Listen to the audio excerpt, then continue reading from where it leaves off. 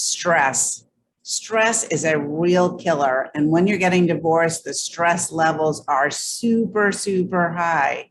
I'm Catherine Miller, and I've been a divorce attorney in New York City and New York State for over 30 years. And I totally know how stressful it can be. I've been there personally.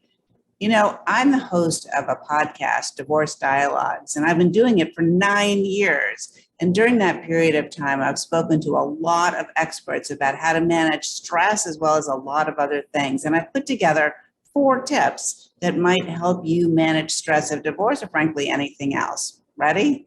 The first one is to write. Journaling is a great way to help you get out of your head and onto the piece of paper all the things that are making you stressed. And even though you might be thinking, ugh, I hate journaling, and frankly, I'm kind of in that camp too. When I'm stressed, it really helps me to use the written word and the page because the brain actually processes the written word and writing in a different way than it does talking or thinking. So it really helps you use your brain in a different way and deal with that. The second one is to get some social support. Don't isolate. And it can be really tempting. Oh, my friends don't want to hear about this, or I don't have any friends anymore, or it's really awkward to bring it up. But it's really important to talk to people and feel like you're part of a community. And even if that means you need to join a new community, find a community and participate so that you have those social supports that everybody needs. The third thing, try meditation. I know, it sounds hard, and I don't mean that you need to sit there in the lotus position with your hands on your knees and looking like Buddha.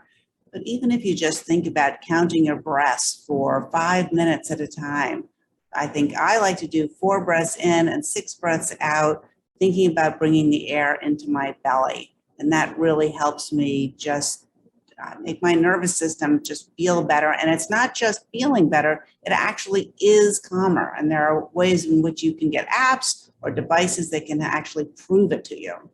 And the fourth tip is exercise. You know, sometimes when I feel like I've got a problem, it's the end of the world. On the way to the gym, on the way back from the gym, it's just a little problem I need to solve. So getting some exercise, even if it means just going for a brisk walk with a friend or walking the dog or going to the gym, go to a class, something like that that you really like to do, that exercise is going to help you feel a lot better, and it's going to help you be healthier too. So there are 2 things I'd like you to do. One, I've put together a PDF with a little bit more information about these 4 tips. And if you give me your information in the link below, I'd be happy to send it over to you. That's one. And the other is subscribe to Divorce Dialogues. It's available wherever you listen to podcasts. And I think there's a lot of much more additional useful information right there. Thanks for listening.